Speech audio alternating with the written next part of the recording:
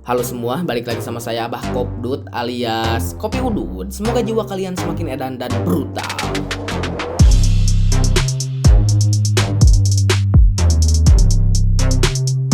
Kekuatan Akagami memanglah sangatlah luar biasa edan. Bagaimana tidak edan, Kid yang sangat kuat dijadikan bubur kacang di hadapan Yonko tersebut. Dalam chapter memang kita kurang berasa dan ingin sekali melihat pergerakan dari Akagami.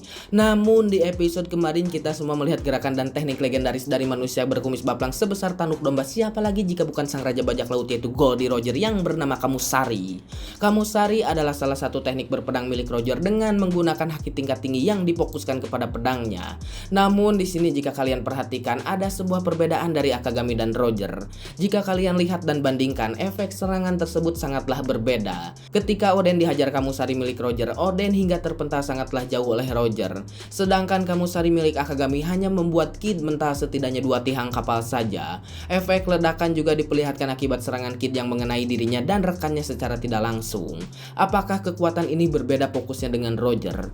Dalam pemikiran saya, Roger memfokuskan Kamusari kepada Oden untuk menjauhkan dan menjatuhkan Oden, tetapi untuk Akagami untuk melumpuhkan Kid dan Killer bahkan yang lainnya. Sebenarnya jika kita samakan ini memanglah berbeda. Kamusari milik Akagami terlihat sangatlah ganas jika dibandingkan dengan Roger. Entah memang Akagami ini dalam teknik lebih sempurna atau memang Roger masih menahan diri ketika berhadapan dengan Oden. Kamusari milik Akagami sepertinya menekan dan melukai Kid dan Killer dari luar dan dalam. Kid dan Killer merasakan tekanan haki tingkat tinggi dalam tubuhnya dan efek tebasan dengan pula haki tingkat tinggi juga. Bahkan kru yang lainnya juga yang tidak terkena secara langsung terlihat pingsan dengan pancaran haki Akagami. Pertanyaan yang sangat sederhana perihal tersebut adalah, apakah Akagami menyempurnakan teknik Kamusari milik Roger atau Roger masih menahan diri kepada Oden?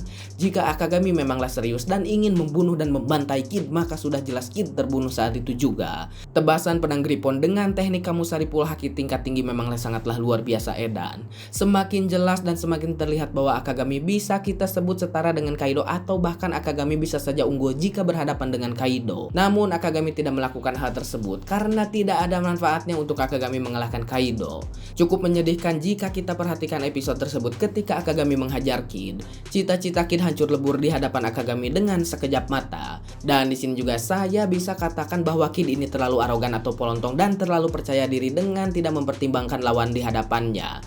Kid juga sangatlah bodoh dengan mempunyai niat untuk memporak-porandakan kapal-kapal di hadapannya. Jika Luffy yang datang kepada suatu pulau atau tempat, Luffy tidak akan melakukan hal tersebut. Yang dilakukan oleh Kid sangat merugikan banyak pihak, terutama pihak Akagami. Sangat polontong sekali atau sombong sekali sifat dari Kid ini yang terang-terangan menantang Akagami dan ingin langsung menyerang dengan dempang. Bahkan Killer sudah mengingatkan bahwa dulu bajak laut mereka tumbang hanya oleh krunya saja dan tidak sempat melihat Akagami.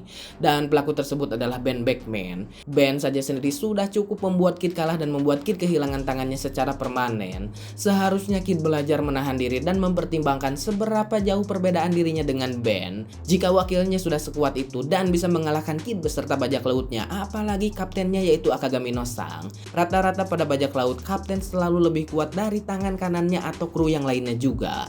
Dan dalam setiap pertarungan, kapten selalu berhadapan dengan orang paling berbahaya dalam musuhnya. Akagami adalah orang yang cukup kejam dan sangatlah berbahaya. Mood dari orang ini bisa saja berubah secara drastis dari penuh senyum dan tawa menjadi monster full haki tingkat tinggi. Memang dalam bajak laut tidak ada orang yang baik dan tidak ada juga orang yang sepenuhnya jahat. Dalam kapal bajak laut Kid ada seorang anak wanita yang ikut terkena dari dampak serangan Akagami, Dory, dan Brogy. Ini menandakan bahwa di dunia One Piece seorang anak kecil, bahkan itu adalah seorang wanita, bisa berbuat jahat. Kita melihat anak tersebut setuju dengan apa yang akan dilakukan oleh Kid untuk menghancurkan lawannya atau 9 kapal di hadapannya. Maka sudah jelas anak tersebut 11-12 mempunyai sifat seperti kaptennya yaitu Kid. Namun naas yang sangat menyedihkan, semangat mereka untuk mengantarkan Kid menjadi raja bajak laut hancur seketika di hadapan Akagami dengan sekejap mata. Akagami mengajarkan sesuatu kepada Kid yang harus dibayar mahal oleh kehancuran Kid. Akagami mengajarkan sebuah hal bahwa kekuatan bukanlah segalanya. Jangan mempunyai sifat arogan atau polontong atau sombong dengan orang ini. Dan jangan melakukan hal bodoh dan merusak bahkan membantai orang-orang dengan entengnya. Yang ingin Kid bantai banyak sekali orang-orang seseorang lemah atau bisa Kid kalahkan tanpa menggunakan jurus dempang tersebut? Maka kesimpulannya adalah di atas langit masih ada langit. Jangan merasa kuat di hadapan musuh yang akan kita hadapi, karena kesalahan sekecil apapun bisa membuat kita semua tumbang, kalah ataupun hancur. Ini juga diperlihatkan ketika Kid kaget melihat Akagami di hadapannya. Ini pertanda bahwa Kid lengah ketika menyerang dan lupa dengan pertahanannya. Jadi gimana menurut kalian? Tulis pendapat kalian di kolom komentar, dan buat yang mau request sok aja nanti sama saya dibahas. Ya, jadi seperti itulah menurut saya. Kenapa sih saya ngebahas episode ini lagi? Memang ya udah lama ya, udah beberapa hari juga, tapi sangat menarik karena aksi dari si Akagami ini sangatlah jarang dan banyak sekali pesan moralnya. Yang pertama, si Kid ini terlalu arogan. Memandang si Akagami ini rendah dan berbicara bahwa mereka sangatlah bau tanah, dan si Kid ini atau mereka ini ya yang terkuat untuk saat ini. Jadi terlalu sombong gitu si Kid ini. Kenapa sombong? Tidak belajar dari kesalahan-kesalahan yang sebelumnya, atau belajar dari kesalahan waktu dikalahin sama si Ben. Si Ben aja udah sanggup ngalahin si Kid beserta kru-krunya, bahkan membuat tangan si Kid ini hilang. Dan yang kedua, si Kid ini tidak belajar dari si Big Mom yang kemarin. Ini kan sama-sama Yonko ya, si Big Mom sama si Akagami. Sama si Big Mom aja dihajar habis-habisan sama Misery, atau yang terakhir kalau nggak dibantu sama si Law, si Kid ini udah tumbang. Bahkan bisa saja si Kid ini mati sama si Big Mom. Ngan eta gitu katulungan ku si Law gitu. Lamun teu katulungan ku si Law mah atau ketolong sama si Law mah, si Kid ini udah pasti tewas gitu ya. Kalah lah intinya mah gitu. Sama si Big Mom aja pasti udah kalah. Dan terutama ini si Kaido kemarin di Wano juga ya, dihajar habis-habisan si Kid ini sama si Kaido. Kan udah kelihatan bahwa teknik atau kekuatan dari seorang Yonko tidak bisa dipandang sebelah mata dah, karena kekuatannya sangatlah luar biasa. Kenapa si Kid ini belajar dari Wano ini yang bahwa si Kid pabelit. Jadi maksud saya gini, si Kid ini kan udah hancur-hancuran itu ya bertarung sama si Kaido, terus hancur-hancuran bertarung sama si Big Mom dan si Law juga. Kalau si Kid ini tidak ditolong sama si Law kan kalah. Kenapa gitu tidak belajar dari itu, ngelawan si Kaido aja kalau misalkan tidak bareng sama Luffy dan si Law juga, otomatis bahwa si Kid ini pasti hancur gitu, bubuk gitunya, penyet gitu si Kid sama si Kaido. Kenapa gitu tidak belajar bahwa kekuatan seorang Yonko seperti itu gitu? Apa karena memang si Akagami ini badannya kecil seperti manusia biasa, atau seperti apa gitu ya? Si Kid ini sangat arogan sekali anjing. Kacau si Kid terlalu gagah, terlalu mangprang, gede teuing kawanina tapi tengukur atau tidak mengukur kekuatan musuhnya atau lawannya. Dan diperlihatkan juga ketika si Akagami ini datang di hadapan si Kid, kan si Kid ini akan menantang si Akagami gitu ya di Pulau Elbap itu, atau di Laut Elbap lah, dekat Elbap. Dan si Kid ini tidak lupa dengan pertahanannya dan berfokus menyerang menggunakan dempang gitu. Saat si Akagami ngajleng atau loncat gitu ya ke hadapan si Kid ini, dan si Kid ini kaget dan tidak siap menahan serangan dari si Akagami dan hanya berfokus kepada serangan. Memang gitu ya, wajar kalau misalkan si serangannya lagi difokusin, jadi si Kidnya lupa sama pertahanan, karena nggak nyangka juga mungkin si Akagami bakal datang secepat itu gitu ya. Tapi kan ini membuktikan bahwa si Kid ini lupa dengan pertahanannya dan terlalu fokus untuk menyerang, karena hidupnya harus seimbang, selain serangan juga harus kuat juga pertahanan gitunya. Percuma gitu serangan kuat tapi pertahanannya lemah, nah itu percuma. Dan yang sangat menarik juga di sini menurut saya kalau si Luffy sampai ke Pulau Elbap dan ataupun tempat yang lainnya tidak akan melakukan hal tersebut gitu ya si Luffy. Paling kalau misalkan diserang sama penghuni pulau tersebut, si Luffy akan bertahan dan akan menjelaskan tujuan atau maksudnya ke tempat tersebut akan apa gitu ya, dan mencari apa gitu. Kalau si Luffy kan seperti itu, dari si Kid anjing datang langsung main serang langsung pakai dempang, kan salah gitu sih kayak gitu ya. Jadi di sini juga ada pesan moral juga bahwa anak kecil bisa saja jahat, bahkan anak kecil seorang wanita juga bisa saja jahat gitu. 11-12 jeung si Kid atau kaptennya. Kalau misalkan kalian perhatikan memang gitu ya, dalam dunia One Piece tidak ada orang yang sepenuhnya baik, tidak ada orang yang sepenuhnya jahat. Kalau kalian lihat perjalanan setiap karakternya gitu. Kalau misalkan si Kid memang terkenalnya jahat juga gitu ya. Sangat menarik gitu. Tapi pemerintah juga tidak sepenuhnya jahat dalam pemikiran saya selama 800 tahun ini kan pemerintah secara tidak langsung melindungi dunia juga, atau menyeimbangkan dunia juga gitu ya, si pemerintah ini atau si Gorosei atau si Imsama gitu ya, menjaga dunia juga dari para bajak laut yang jahat menurut mereka gitu. Tapi kan bajak laut juga ada yang baik juga dan tidak sepenuhnya baik juga gitu. Tapi memang pemerintah ini harus diapresiasi bahwa pemerintah juga tidak sepenuhnya jahat, berperan penting juga dalam menjaga dunia menurut saya mah gitu ya.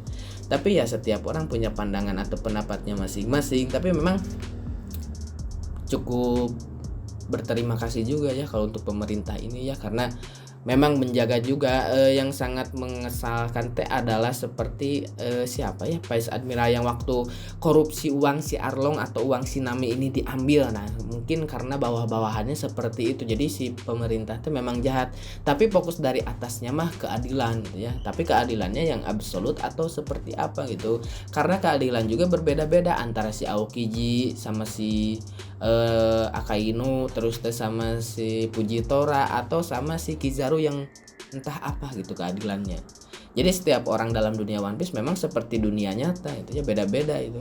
Karena yang sangat menarik dalam dunia One Piece itu mengenalkan sebuah budaya, mengenalkan sebuah kesetaraan itu ya, tidak memandang ras, suku dan bangsa juga. Wah sangat menarik kayak si King atau si God Enel atau yang dari mana-mana gitu. Cuman kaum naga langit aja yang mengintimidasi kaum bawah gitu ya, yang mengklaim dirinya adalah turunan dari yang membuat dunia ini gitu ya, dari 800 tahun yang lalu meren gitu ya, sejarahnya seperti itu. Tapi ya itulah, kalian juga punya pendapat masing-masing. Dan episode ini mantap dapat ratingnya 9,9 dari 10 di IMDb ya.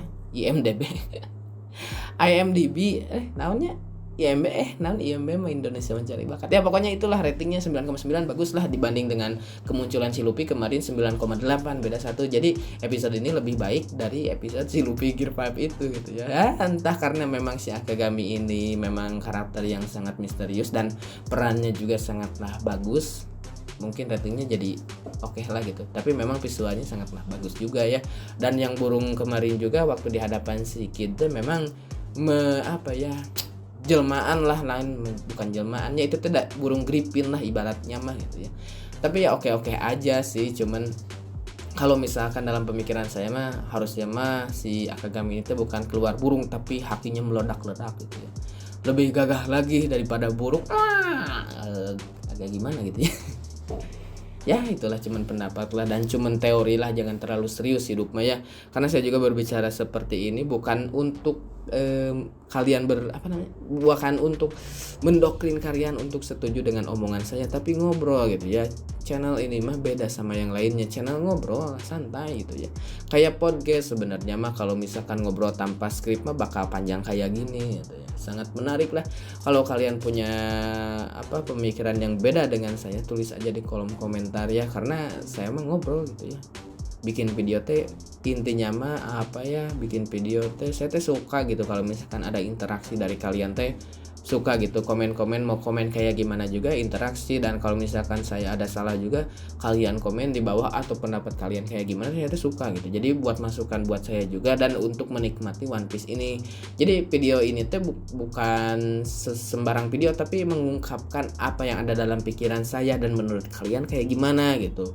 Kalau misalkan saya salah, tulis aja salah, tadi mana salahnya, nanti bisa dibicarain lagi atau nanti saya bikin video lagi untuk menjelaskan kesalahan saya gitu maksudnya. Jadi ya interaksi dari kalian sangatlah penting buat saya mah, agar membangun hidup yang lebih baik, jadi pribadi yang lebih baik lah intinya ya. Ya udahlah, karena itu cuma teori, jangan terlalu serius ya. Ya udah, karena tenggorokan saya sudah kering, hayang ngopi jeung hayang udud ya. Aing segaring pulang kerja hayang ngopi jeung hayang udud. Aduh, rek lahir cai gasna beak deh, kudu beli heula gas ya. Ya udahlah, salam sejahtera, wanginya cangcut, happy asmara, goodbye, dadah.